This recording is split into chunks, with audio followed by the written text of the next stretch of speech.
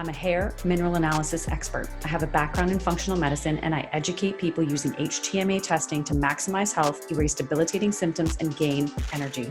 I'm a multi-time kettlebell sport world champion, and I'm constantly searching for high-performance pros from all over the world to bring you this human optimization podcast. My name is Lisa Pitel-Killah.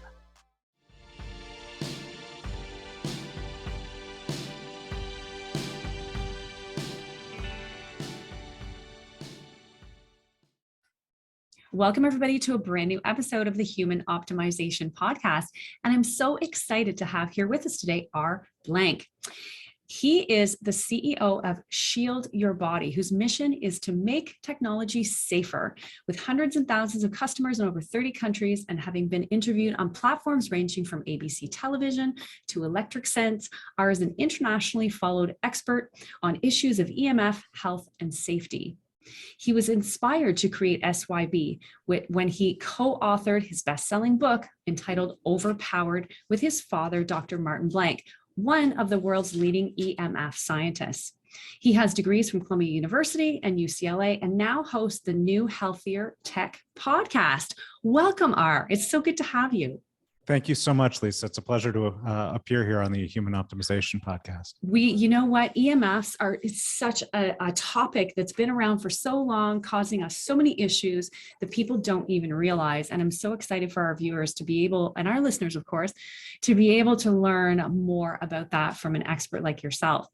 And so let's talk and start with a little background on you, because everybody, of course, is going to want to know all about you.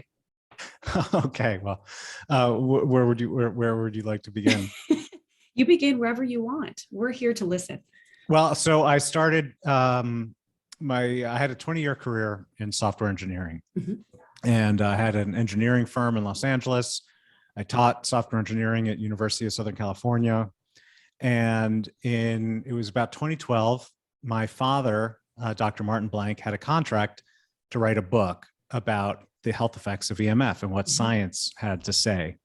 And even though that's only 10 years ago, the landscape for knowledge and awareness around this issue was much different then than it is now. Of course. While he was a great writer, his career was spent writing for other smarty pants, just like him, academics and scientists. Yeah. And so this book, in contrast to that, was designed for general audiences. And by that point, like I said, I taught at USC, and I had written a book myself, and he asked for some help to write this. And so I sat down with him. We weren't actually together at the time, but over phone and internet, I sat down with him and we wrote the book together. And that was really an eye-opening experience for me. Obviously, my father being who he was, I was aware of this issue my whole life. And I never had a microwave, and I held a cell phone up to my head when I used it. So I had awareness, but I didn't have an understanding. And what that experience taught me, a few things. One is that the science on this topic is actually incredibly strong. When you hear it covered in mass media, you'll often, and they do cover it, but it's often a he said, she said. Some people say it's dangerous. Some people say it's perfectly safe. But when you actually look at the science, there's a massive amount of science showing that these forces are harmful, even at very, very low doses, literally orders of magnitude below what safety standards permit. But then you step back and you think, what are the sources of this stuff? The sources are everything that defines modernity, and not just comfort, but society and economy. It comes from our computers. It comes from our phones. It comes from our appliances. It comes from our cars. It comes from everything that we use and that we define. In order to get rid of this stuff, you'd have to go back to a life that resembled 1850. Wow. And so, you can't get rid of it is the upshot, right? You could make it safer. That's for sure. You could make these products emit less of this, but you can't get rid of it. And so I realized there had to be safer ways for people to engage with technology. And that's where the idea for what became Shield Your Body started. So that's the R Blank creation story. That is, and you're so true. I think there's a lot for people who are listening right now to realize, because we're all excited. Oh my gosh, 5G's here, and it was 4G, and now it's 5G, right? We're all excited because everything gets faster and everything works better, but we're not seeing what that causes for us with Yeah. regards to health issues and how it affects us. And so let's talk a little bit about self-care, because, building that relationship with technology, I think, is critical for us to do it safely and for us to do it in a manner that's going to allow us to live long, happy lives. And so share a little bit on that. Sure. Well, that comes down to, as a first step, in order to, like I say, this stuff comes from everything. It's virtually impossible to live an EMF exposure free lifestyle. There are some people who come very, very close to it, but they have sacrificed a tremendous amount in terms of their careers, their income, their quality of life, their ability to socialize. So when it comes to building a healthier lifestyle for yourself with respect to EMF exposure, there are basically two things that you can do. Mm-hmm. One is to use less of this tech. So there are plenty of, just to participate in modern life, right? You almost certainly need a phone. You probably need a computer. You're probably going to need to live in neighborhoods where other people have Wi-Fi, but you don't need. So one thing that people should really try to contextualize, because I understand this perceptual bias that, well, we've had this EMF stuff for a while, that what people really need to realize is how much more there is every year. So one example I walk people through is, think of your bedroom now, and think of your bedroom when you were a child, and how many EMF emitting devices, right, are there now that weren't there as a child. Yeah. And, when I was a kid, the only real EMF emitting thing in my room, other than the lights, was an alarm clock and a radio. And that was it. I didn't have any phones. I didn't have a TV. I didn't have a tablet. I didn't have an e-reader. I didn't have a smartwatch. I didn't have, any of these devices that are now commonly found, certainly in your bedroom, but even in children's bedrooms. And that is an illustration of just how much more there is every year. So the first step is to use less of that stuff. Yeah. So, do you really need a smart thermostat? Do you really need a smart door lock? Do you really need a smart refrigerator? Do you really need a smart kitty litter box, which they sell? Do you really need a smart tampon, which is what they sell? Do you really need your watch to be a smartwatch? All of these, and the answer to some of these might be yes, I really do. That gives me enough value in terms of my personal ability to enjoy life. Mm-hmm. But the odds are that the answer to all of them isn't yes, right? Yeah. And so really pick and choose which of these things you want that add value to your life. Mm-hmm. Also, turn them off when you're not using it. That's another way to use less of this stuff. The key example I give there is Wi-Fi. Now, people who really take their EMF mitigation seriously, they get rid of Wi-Fi and they use Ethernet instead. Mm-hmm. But I know, just by dealing with consumers every day, that's not something a lot of people are willing to do. And so the smart thing there is to turn it off at night when you're asleep. You're not getting any value out of that exposure, so just turn it off. So that's the first rule, is to use less of this stuff. The second rule is to create as much distance between this stuff and your body as possible when it is in use. Mm-hmm. The reason that's important is because the power of EMF diminishes exponentially with distance. And so, for instance, if your phone is 1 inch away from your body and you move it 2 inches away from your body, you've cut the power of that exposure by 75%. Wow. And so forth and so on as you continue to double. And so distance is really your friend. So good examples there are never to carry your phone in your pocket or bra. Mm-hmm. Never use your laptop in your lap. Keep the Wi-Fi router as far away from where you and your family spend time as possible. Mm-hmm. So you want to minimize your use of this technology, and you want to maximize the distance between that technology and your body when it is in use. And those are the two key things that everyone can, and I believe should, do. It all comes down to really just thinking about your behavior. I use plenty of technology. People I know use plenty of technology, but you can use it in ways that really doesn't impact your ability to enjoy the technology, but is much, much, much safer from an EMF exposure perspective. Makes total sense. And you're right. I mean, turning it off at night, right? Turning the phones. I mean, you really don't need all of those things on at night. So that makes total sense. And I definitely always have that in my wheelhouse, thinking about that, just to be able to minimize that. And so one question I have, just because with that distance, that's a really great I feel like really easy thing for people to do. Can we talk just about, like, I mean, I've always used earbuds, right? Mm-hmm. I went to change over to the wireless and I was like, no, because now they're transmitting. Now it's in my ear. It's close to my brain. Can we touch on that just a little bit? Because I think that's a super important point that I think a lot of people don't even consider. So I consider myself to be a pragmatist when it comes to, my lifestyle recommendations for people. I don't tell people to abandon tech. I don't tell people to stop using tech. One area where that gets, a little dicier from my perspective is any tech that is designed to be body worn, so-called wearables. Yeah. Now that includes things like Apple Watch and so forth, and we can get to that. But even though people don't often think of it as wearables, that includes AirPods and other Bluetooth headsets. Yeah. And there is no way to use those more safely, right? Because you can't create distance at all. When you have AirPods, it is obviously, as you pointed out, very close to your brain. But not only is it close to your brain, it's close to your brain in a part of your head that doesn't have any natural shielding from bone, right? Because the ear canal, there's a hole in your skull right there. Mm-hmm. And you add to that people tend to use these, for hours at a time. Yeah. So you're getting extended exposures at a very sensitive part of your head. And it's not just your brain, it's also your eyes, which are very vulnerable to this type of damage. Yeah. And there's increasing evidence that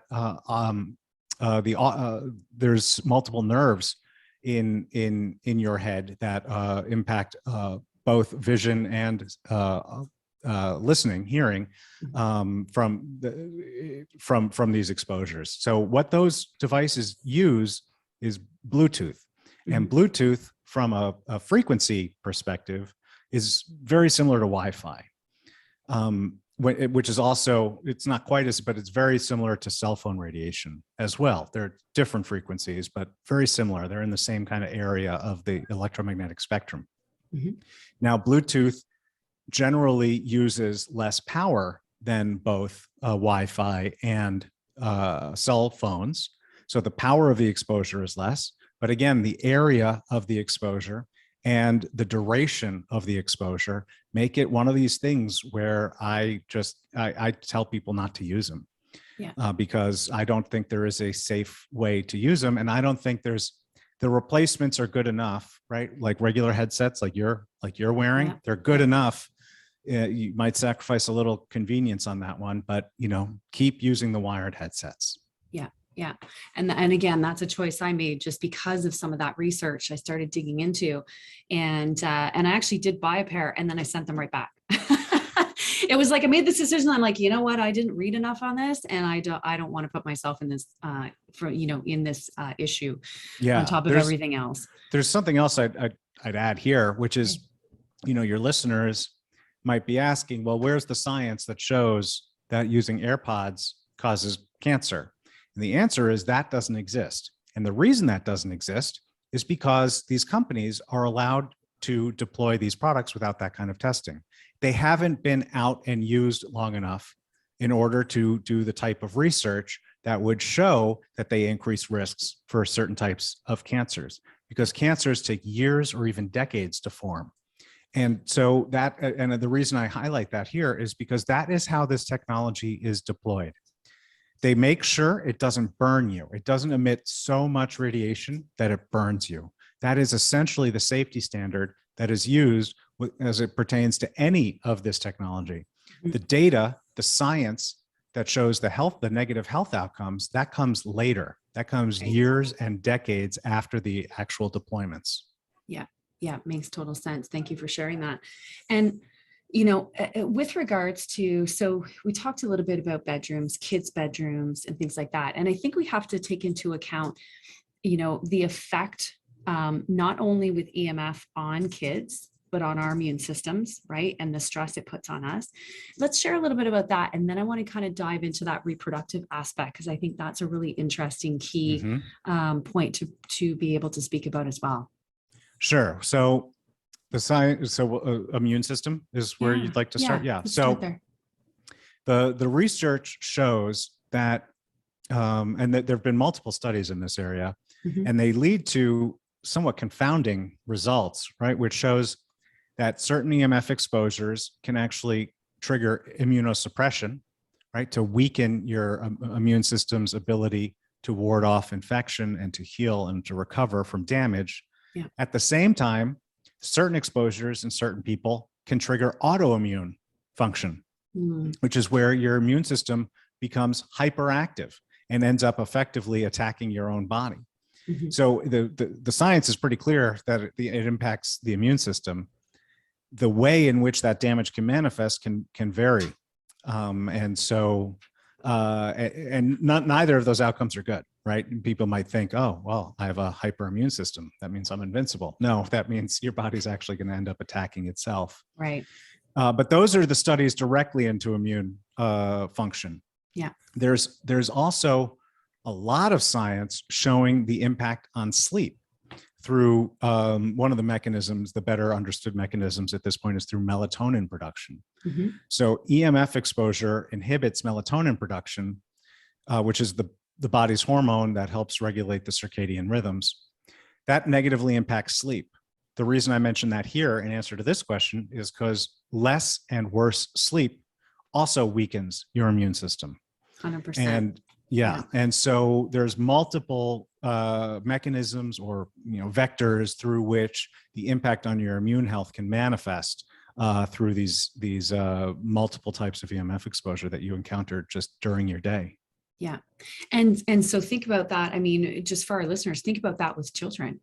Right now, our children's bodies are being kind of, I don't want to say attacked, that's not quite right word, but you understand my comprehension of that, at an earlier and younger age with all of this, right? So, in the future, how many more immunosuppressed kids or how many more kids with autoimmune diseases are going to be stemmed from these types of constant exposures because they just can't handle the exposure anymore, on top of everything else, right? Our envirotoxins and everything else that we're exposed to every day in the environment.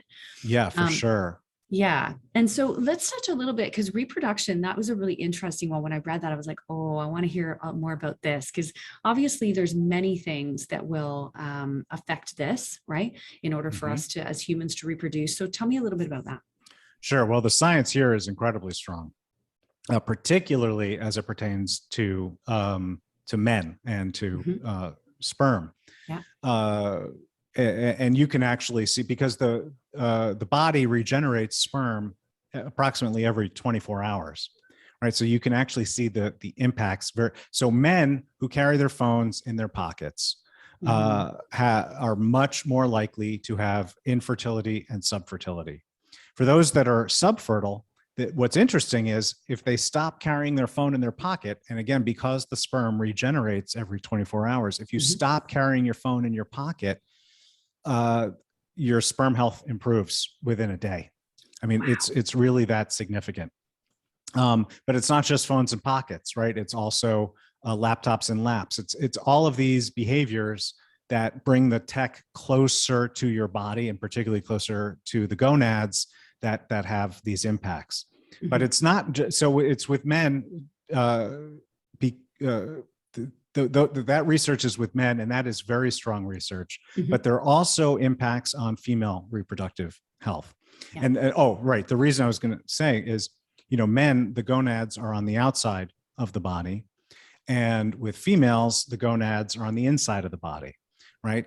So the eggs have significant amount more natural shielding just through your body, because the radiation would have to, but so it's not quite as vulnerable as it is with sperm. At the same time, men get to regenerate their sperm every day. Yeah. Eggs you only got the ones you were born with, right? Those don't regenerate. So while they are more resilient against this type of damage, the damage cannot be recovered. Right. And so what you see with women, I haven't seen much, and that doesn't mean it doesn't exist. It just means I haven't seen it in terms of fertility. But in terms of reproductive health, there is some very strong science showing that exposure to different types of EMF increases the rates of birth defects, increases the rates of miscarriage. And these birth defects can manifest later in life. So for instance, there's one study that sticks strongly in my head because people find it kind of shocking, but women who had higher EMF exposure when their child was in utero, by the age of 13, that child had a much higher likelihood of having asthma. Wow. And that was a study out of Kaiser Permanente. And so the impacts, I mean, as I'm going through this little exploration with you, right, we keep touching on all these different things, right? There's cancer, there's fertility, there's immune system, there's melatonin, there's miscarriage. Yeah. And listeners might get the feeling like, wow, how could this attack everything? How could this manifest as negative health outcomes on so many different systems? And the answer is, we essentially, what the science shows is that you see negative health consequences in basically every system that is measured. And there's a few reasons for that. One is that there's very strong evidence that EMF exposure harms and attacks and harms your DNA. And it can lead to single strand breaks where one strand of DNA breaks, which can lead to mutations. It can lead to double strand breaks, which kills the cell. And DNA is shared by every cell in our body, right? And every single cell has this. Another reason is that the body actually uses EMF to communicate with itself, to regulate itself. That's how the brain sends signals to every part of your body. It's how every part of your body sends signals to the brain. When you start polluting that communication, right, there's plenty of opportunity for things to go a bit haywire. Yeah. And it's not just in humans. Again, you see this in essentially every system that's measured throughout the whole natural world. So you see these same or similar outcomes in birds, in bees, in plants, in trees. Everything that is measured essentially shows negative outcomes from this type of exposure. Wow. And that just makes me think about my little dog. Right? Yeah. Well, our pets, like, what are we doing? Right? Oh my gosh, what are we doing to our pets? And you know, an interesting point, and I keep thinking about this. The second time you mentioned it, I was like, oh, I have to remember to say that, is laptops in your lap. Tell me how many people that have been working from home, right, the last 2 years have been sitting on the couch, you know, with their laptop working away because they don't have a proper desk space in their home. I think about that and go, oh my gosh, that's such a relevant point. Well, the fact that they call them laptops. Exactly. And you know, this is I think also nicely illustrative for your listeners, right? Some companies have stopped calling them laptops, right? Apple doesn't sell a laptop. Apple sells MacBooks. Oh, yes. Dell sells laptops. They call them laptops. And if you actually open the manual, it says you need a separation of 8 inches between the laptop and your body in order to not exceed regulations. And you know, they're selling it, they're calling it a laptop, but if you look at the manual, it says 8 inches. That, you know, you can't levitate a laptop 8 inches above your lap. That's not how they work. Exactly. And the manuals for a lot of these products have little hidden gems just like that. I mean, the iPhone, you're not supposed to hold that right up against your body if you, according to the manual, right? But people don't read this stuff. And then, you know, the products are designed to be used in the way they're telling you not to use them, but they tell you very quietly using fine print. Right, right. And the one that I'm curious about, and then I want to get into some safety regulations, because I think that's an important thing that people need to understand and know about too, is with phones. So, I mean, I don't hold my phone to my head, but I do use my earbuds, right, in my phone. And is that considered to be that distancing, even though these are attached to my phone? Okay. I was curious about that. I'm like, I never know, you know, if that's something that I should worry about or not? Well, yeah, I mean, I tell people not to worry anyway. I know a lot of the stuff I say is kind of worrisome, but I also tell people not to worry because, you know, you're going through this life. There's only so much you can control. You can't freak out about everything. Yeah. That said, in response to your question, if you're holding the phone further away from you while you're using your wired headset, that is so much safer. But there is some of the radiation from your phone is conducted along the wire, right, from the phone to your ear canal. Now, yeah. I just want to reiterate to people, it is a fraction of what you would get as opposed to holding the phone up to your head. Yeah, exactly. But that is why companies like mine, we make and sell air tube headsets, which are these anti-radiation headsets where the final part of the headset that goes up to your ear doesn't actually have wire in it. It's actually a tube. Yes. It's genius. So it is possible, if that is an exposure that is concerning to you, there are solutions for that, and we make them. Amazing. And so let's talk about some of those tech safety regulations that aren't designed to protect us. You kind of mentioned, the small print that, and I mean, really, we're not going to, who reads a manual? Even when I'm building something, I'm like, yeah, if I need it all, I'll pull it out after if I can't get it to put together, right? It's kind of something you set off to the side. Let's talk about that, because I think that's a very valid point. Okay, cool. So, I mean, the big one that we can talk about and that impacts everybody is cell phone radiation regulations. So, and this is honestly, such a rich topic. We could spend an hour just covering it, which I won't do. But so let me try to pull out some greatest hits for you. Yeah, sounds good. So first, the regulations are based, and I alluded to this earlier, that phones should not give off so much radiation that they actually burn you, right? So what people should understand is some context for this, right? Microwave ovens use EMF. They use microwave EMF. And the reason I bring that up now is because that shows very clearly to people that enough EMF can cook, right? That means it can heat tissue. So enough EMF, that is EMF with enough power, that can actually heat your tissue. It can burn you. It can literally cook food. So all of these regulations are designed so that there's not enough EMF coming out of the phone that it actually burns you. But that is, so it's immediate damage. Yeah. None of these regulations that exist are designed to protect against long-term damage or even medium-term damage, which is the type of health effect that we're talking about in this discussion. So that's one. The level itself is just far too high to protect against the types of health outcomes that we're talking about here. Two, people think, right, because the FCC in the United States, the FCC regulates. They're the ones who determine this level, and they quote unquote regulate cell phone radiation emissions. People think or assume that means the FCC or the US government is actually testing these devices. That is not true. What happens is these companies that make the device, they contract the test at labs. So they contract the tests themselves, and they report the data that they're getting from that. Yeah. Which you can see, right? I mean, so in fact, there's examples in, I believe it was Chicago Tribune a year or two ago, tested the iPhone and found they hired their own lab to test the iPhone, and they found that the levels were much higher than what Apple was reporting. Wow.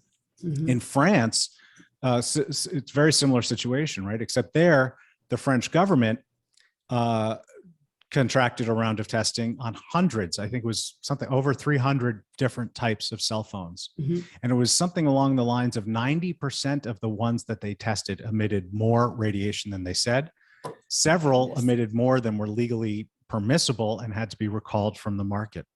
Wow. And so you see that companies are incentivized to self-report in ways that maybe don't accurately reflect real life usage. Right. And that's another thing, a characteristic of these tests, is that since the companies are contracting these tests, they can determine exactly how it is held, right? So, And that's how you could get Apple putting in their fine print that you need a minimum degree of separation between the phone and your head, even though that's not how people are going to use it in real life. So then we get to what I would say is a pretty big factor here in these regulations, which is they're based on something called SAR, which is specific absorption rate, which means how much of this they don't actually measure how much radiation a phone emits. They measure how much of that radiation is absorbed by your body, except they don't actually measure how much radiation is absorbed by your body. They use a dummy that's called SAM. And he is designed to emulate a man who is 6'2", 220 pounds, right? Which is bigger than 95% of the world's population. Yeah. If you are smaller than Sam, you will be absorbing more radiation than is absorbed in that test. And children are obviously significantly smaller than Sam and are going to absorb significantly more of this radiation than that was done in those tests. And that and I'll just give you one more. I think I said that was the last one, but I want to give this one more. That was super interesting. These safety regulations, right? I said they're designed to prevent exposures that lead to burns effectively, and they aren't designed to protect against long-term damage. There's another characteristic of the way that these regulations are designed just from the ground up.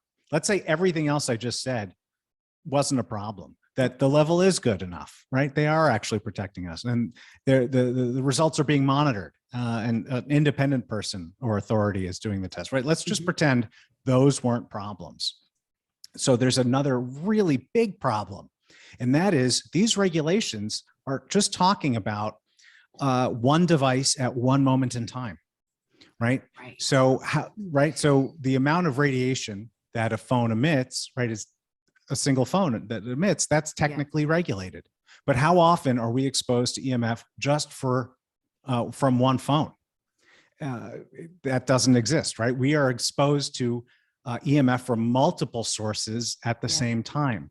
So these regulations never consider multiple concurrent exposures, right? So if we're being exposed to the maximum legally from a single phone, what does it mean when there's a second phone nearby, or a third phone, or 3 phones and 5 Wi-Fi networks? None of that is regulated. And then finally, related to that last point, none of them consider cumulative exposure over time, right? So according to the way the regulations are construed, holding a phone up to your head once for 2 minutes should be subject to the same regulation as using a phone against your head for 2 hours a day for 20 years, right? There's no accounting for how much people actually use this stuff in real life. And so again, there's more, and I won't continue to bore you and your listeners with it, but that should give you an example of just how flawed these regulations are. They are not designed to protect you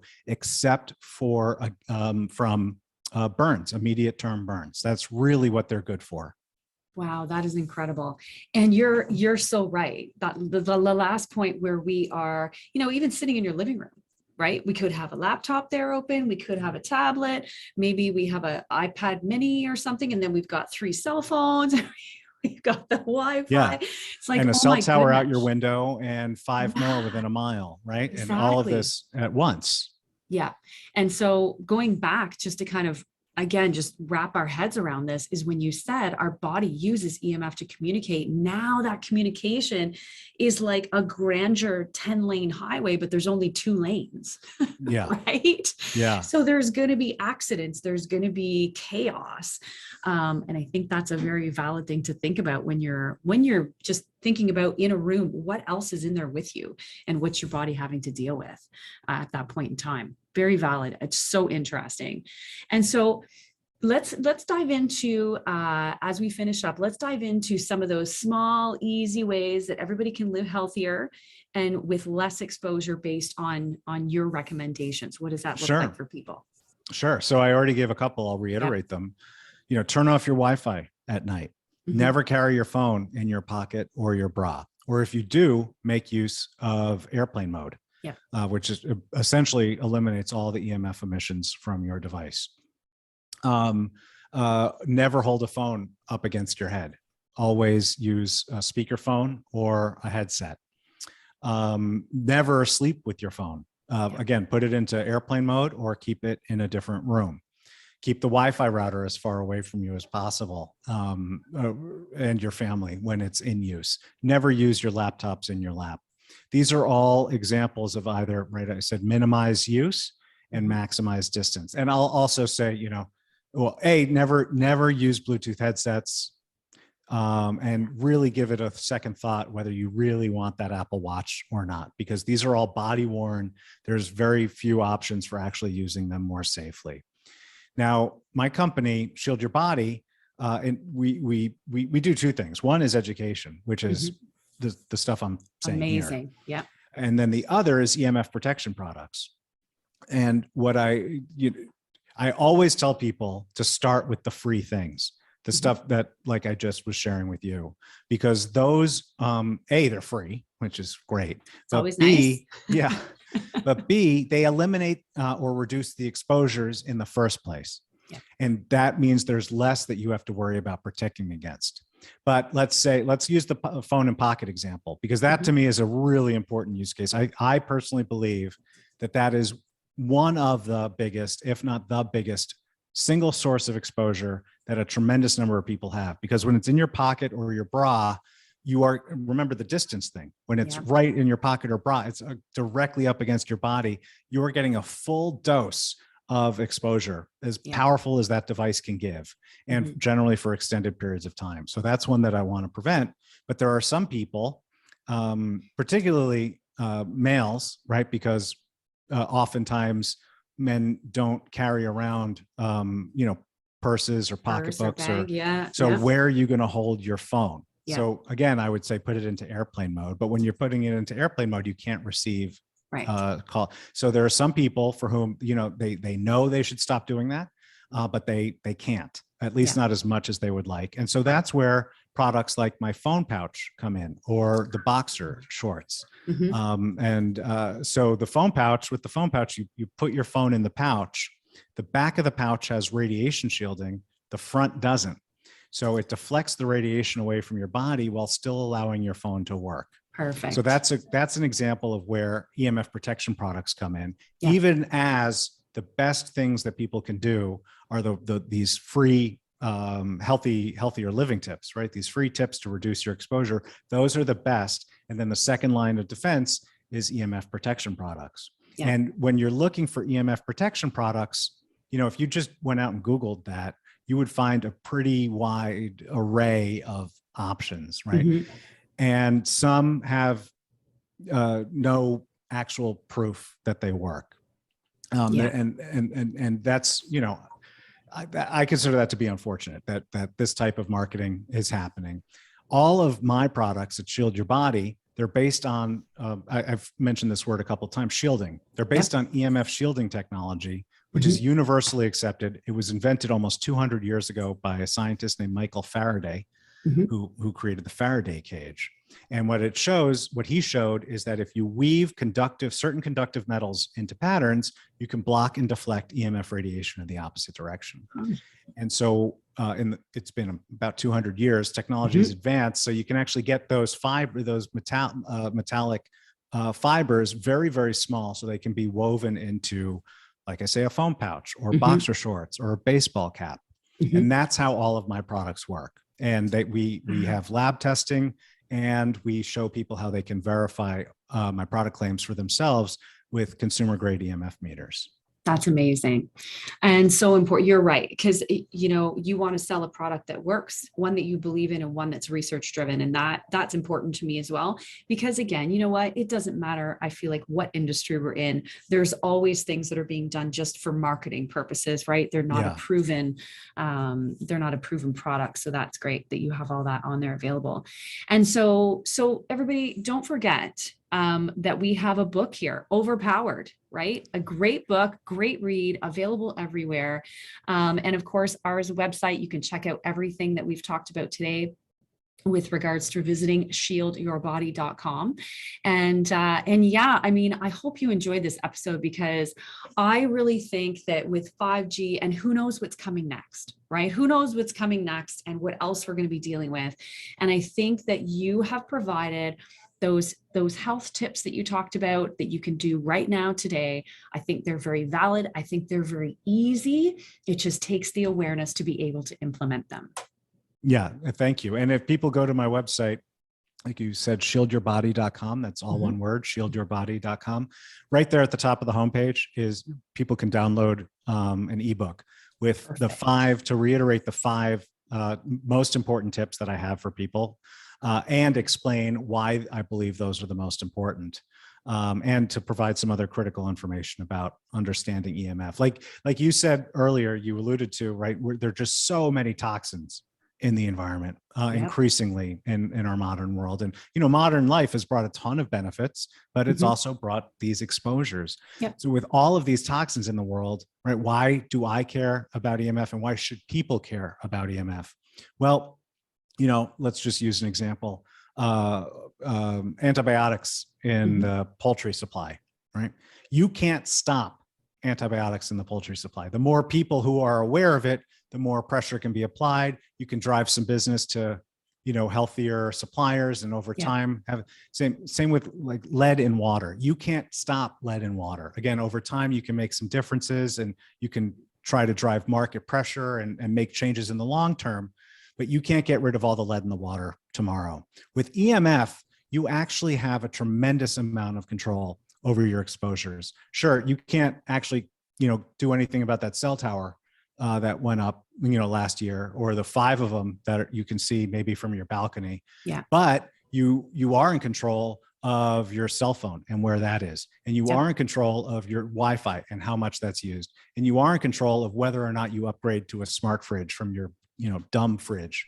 And there are all these decisions that you can make in your life that can have an immediate impact on your exposures. And when people do this stuff, I mean, yes, you're improving your long-term health, but people recognize improvements within days, in improvements in terms of their sleep quality, their energy levels, their levels of anxiety. And these are things you don't need to buy anything in order to get. You don't need to invest any money in order to start realizing these benefits.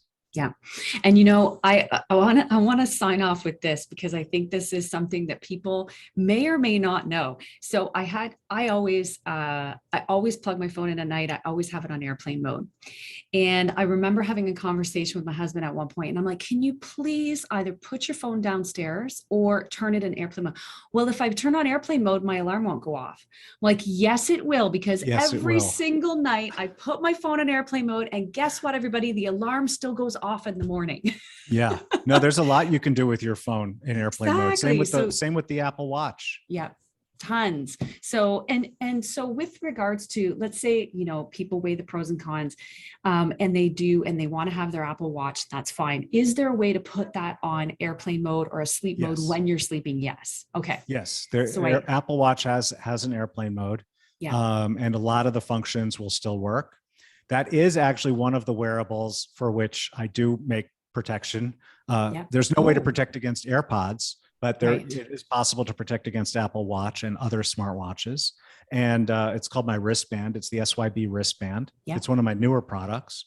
And you just put the wristband on your wrist, and then you put your watch over the wristband. Oh, that's interesting. I'm glad we talked about that, because I think that's something. I mean, I don't have one, obviously, because now I'm asking if it has airplane mode. We all know that I don't, but I think a lot of people do. And I think that that's a really relevant point, and something really interesting for them to be able to minimize that exposure to. Yeah, thank you for bringing that up. Yeah. Amazing. Well, thank you for spending time with us today from your beautiful sunny destination. I love it. Thank you very much. It's been a real pleasure to chat with you and to be able to chat with your audience. Absolutely. And so if you're watching on YouTube today, make sure you subscribe to my channel. We have a brand new episode every 2 weeks. Give this episode a thumbs up. And if you're listening on your favorite podcast host, make sure you give this episode a like, and we'll see you next time. Thanks for listening to today's show. Head over to Pitel-Killah.com to gain access to some amazing free resources that will help you gain energy, erase debilitating symptoms, and be the best version of you.